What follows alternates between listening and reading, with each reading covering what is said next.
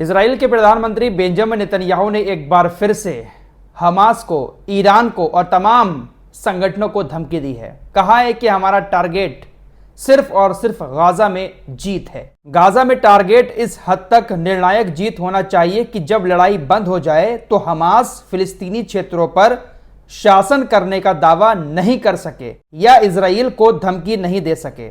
मैं तब तक अपने पद पर बना रहूंगा जब तक मुझे विश्वास है कि इजराइल को सुरक्षा के भविष्य की ओर ले जाने में मदद कर सकता हूं।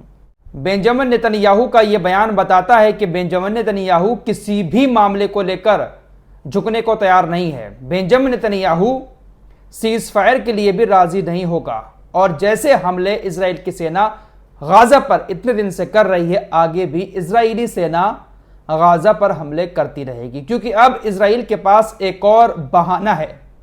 याह्या सिनवार हमास के लीडर बन चुके हैं। इस्माइल हानिया की जगह वो ले चुके हैं। आपको लास्ट रिपोर्ट में ही बता चुका हूं कि इस्माइल हानिया एक बहुत बड़े पद पर थे हमास के। उनकी जगह इजराइल का सबसे बड़ा दुश्मन अब बैठ गया है। इजराइल का सबसे बड़ा दुश्मन हमास में कोई है तो वो याह्या सिनवार ही है। खबरें ऐसी आती हैं कि याह्या सिनवार अभी भी गाजा के अंदर सुरंगों में मौजूद है। इस्माइल हानिया तो कतर में रहते थे, तुर्की में रहते थे, लेकिन याह्या सिनवार जो है वो खान यूनिस के अंदर ही अभी भी सुरंगों में बैठा हुआ है। खबर आ रही है इजराइल ने कसम खा ली है कि जिस तरह से इस्माइल हानिया को मारा है उसी तरह से याह्या सिनवार को भी हम खत्म कर देंगे। जिस वक्त ये जंग शुरू हुई थी, इजराइल उसी वक्त से कह रहा है कि हम चुन चुनकर हमास के सभी नेताओं को मार देंगे, चाहे फिर वो कहीं पर भी छुपे हों। एक ताजा नमूना आपको अभी हाल ही में दिखा। इस्माइल हानिया को ईरान की राजधानी के अंदर एक सुरक्षित जगह में मार दिया गया। इसी साल हमास के एक और नेता को लेबनान की राजधानी बेरूत में मार दिया गया था। तो इस्माइल हानिया के बाद अब याह्या सिनवार को भी मारने की कसम इजराइल ने खा ली है। देखते हैं कि क्या होता है। फिलहाल इजराइल इसलिए आगे है क्योंकि सारी की सारी टेक्नोलॉजी इजराइल के हाथ में है। सारी चीजें आप लोगों को पिछले कई रिपोर्ट में मैं बता चुका हूं। जो भी टेक्नोलॉजी है वो सब की सब इजराइलियों के पास ही है। फोन से लेकर इंटरनेट तक सब कुछ इन्हीं का है। लोकेशन ट्रैक करके किसी के पास तक पहुंचना इनके लिए बहुत आसान है। दोस्तों, हमास ने इस्माइल हानिया की जगह याह्या सिनवार को दे दी है, लेकिन कुछ ऐसे संगठन हैं मिडिल ईस्ट के जो इस बात से नाराज हैं। उनका कहना है कि जो इंसान सुरंगों के नीचे है, जो सामने भी नहीं आ रहा है, वो किस तरह से इस्माइल हानिया वाला काम हमास के लिए कर सकता है। याह्या सिनवार अल-कस्साम ब्रिगेड को अच्छे से चला रहे हैं, सुरंगों में रहकर वो काम कर रहे हैं, लेकिन जो काम इस्माइल हानिया बाहर रहकर करते थे वो काम हमास के लिए याह्या सिनवार नहीं कर पाएंगे। वैसे बात भी ठीक है, बहुत सारा जो फंडिंग वगैरह का काम होता था और जो हथियार वगैरह इधर से उधर होते थे, बाहर की देखभाल इस्माइल हानिया के जिम्मे थी, क्योंकि वो कभी कतर जाते थे, कभी तुर्की जाते थे, कभी ईरान। जो भी राजनीतिक मामले होते थे वो सब इस्माइल हानिया ही हैंडल करते थे। देखते हैं कि याह्या सिनवार किस तरह से आगे बढ़ते हैं। दोस्तों, ईरान की तरफ से धमकियां तो लगातार आ ही रही हैं, आपको पता ही है। ईरान की सेना भी अब युद्ध अभ्यास कर रही है। सुबह 4 बजे से आज शाम 7 बजे तक ईरान की सेना ने पश्चिमी ईरान में युद्ध अभ्यास किया।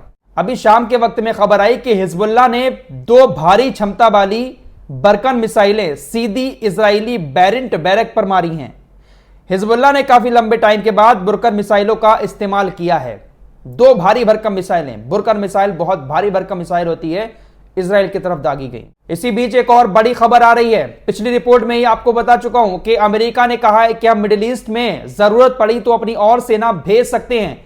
सेना भी भेजेगा, लेकिन इससे पहले अमेरिका ने कई सारे अपने लड़ाकू विमान मिडिल ईस्ट में भेज दिए हैं। अमेरिका ने इजराइल की रक्षा के लिए मिडिल ईस्ट में बड़ी संख्या में विमान भेजे हैं। अप्रैल से इस क्षेत्र में मौजूद सभी हवाई संपत्तियों के बावजूद दर्जनों टैंकर, विमान और F-22 कतर पहुंच चुके हैं। इस बार तेल अवीव की रक्षा की लागत $5 अरब से अधिक हो सकती है। अमेरिका इजराइल को जो बचा रहा है, उसकी सुरक्षा कर रहा है, तकरीबन $5 अरब तक इस बार खर्च हो सकता है। कतर पहुंचे हैं अमेरिका के सारे लड़ाकू विमान। कतर के अंदर हमास के नेता रहते थे, कतर के अंदर और भी नेता हमास के रहते हैं और कतर इस तरह से इन लोगों से मिला हुआ है, तो समझ सकते हैं कि इजराइल जो कहता है ना कि हम चुन चुन कर कहीं भी छुपे होंगे, मार देंगे हर एक नेता को, इसी बलबूते पर कहता है, क्योंकि उसको पता है कि हमारे एजेंट तो हर देश में पहुंच ही जाएंगे वहां की सरकार की मदद से।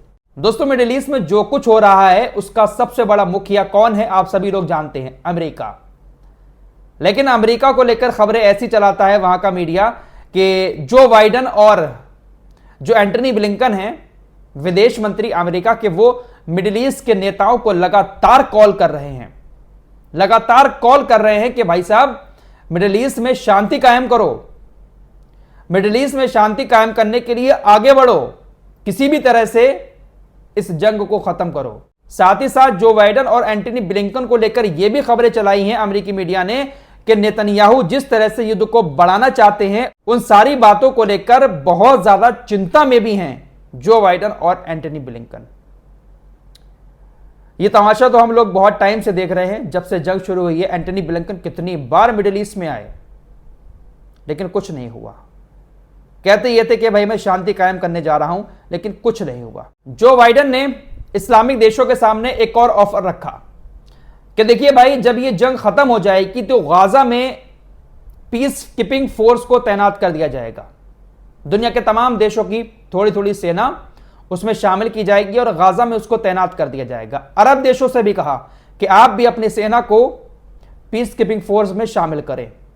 सऊदी अरब, जॉर्डन और कतर ने साफ इनकार कर दिया, अमेरिका को साफ मना कर दिया कि जंग खत्म होने के बाद गाजा में जो पीस कीपिंग फोर्स तैनात की जाएगी उसमें हम अपनी सेना को तैनात नहीं करेंगे। हम आपकी इस अपील को रिजेक्ट करते हैं। इस्माइल हानिया की मौत को एक हफ्ते से ज्यादा हो गया है। सऊदी अरब ने फाइनली अब जाकर निंदा की है। निंदा सऊदी अरब ने आज कर दी है। बहुत बड़ी बात सऊदी अरब ने आज की है। दोस्तों, तुर्की के अंदर इंस्टाग्राम को तो बैन कर ही दिया गया है, साथ ही साथ अब वहां पर टिकटॉक को भी बैन करने की बात कही जा रही है। तुर्की के एके पार्टी डिजिटल आयोग के अध्यक्ष कहते हैं कि हमारा देश चाहता है कि टिकटॉक बंद हो जाए। टिकटॉक मुद्दा तुर्की के लिए एक राष्ट्रीय सुरक्षा मुद्दा है। दोस्तों, अब समझ आ रहा है कि हमारे देश के अंदर टिकटॉक को क्यों बैन किया गया। और भी जो चाइनीज एप्लीकेशन हमारे देश के अंदर सरकार अक्सर बैन करती रहती है, शायद लोगों को लगता हो ये बड़ी बात नहीं है, लेकिन ये बहुत बड़ी बात है, क्योंकि ये जो ऐप्स होते हैं ना, इनकी मदद से जो कंपनी इनको बनाती है वो कहीं का भी डेटा कहीं भी पहुंचा सकती है। जब इस्माइल हानिया की लोकेशन को ट्रैक किया जा सकता है, रिपोर्ट्स के मुताबिक हिजबुल्लाह के नेता हसन नसरुल्लाह भी ये बात कह चुके हैं कि हमारे ज्यादातर जो कमांडर मारे गए हैं वो मोबाइल फोन की वजह से मारे गए हैं। इजराइल लोकेशन ट्रैक करके उनको टारगेट करके मार देता है। तो ये जो एप्लीकेशन बैन होते हैं ना, सुरक्षा का हवाला देते हुए, ये कहीं ना कहीं सरकार सही करती है, क्योंकि हमारी सुरक्षा सबसे ज्यादा जरूरी है। हमारे हाथ में ये जो मोबाइल है, ये हमारे जितना काम का है उतना ही ज्यादा हमारी प्राइवेसी को लीक भी करता है। दोस्तों, आपकी स्क्रीन पर ये इजराइल का वित्त मंत्री स्ट्रोमिच है। इसने कहा कि इजरायली कैदियों को रिहा करने के लिए गाजा की पूरी आबादी को भूखा रखना ही सबसे सही कदम है। अगर हमास के लोग हमारे बंधकों को रिहा नहीं करते हैं तो उसके बदले में हम गाजा की पूरी आबादी को भूखा रखेंगे। खबरें ऐसी आ रही हैं कि स्ट्रोमिच, ये जो वित्त मंत्री है, इसका बयान सुनने के बाद अमेरिका भी दहशत में आ गया है। अमेरिका के अधिकारी कि आखिर ये क्या बात कह रहा है। पूरे गाजा के लोगों को ये भूखा रखने की बात कर रहा है, उनके खाने को बंद करने की बात कर रहा है। फिलहाल इस रिपोर्ट में इतना ही। कुछ और खबरों के साथ जल्द हाजिर होऊंगा। तब तक के लिए अपना ख्याल रखिएगा। अल्लाह हाफिज।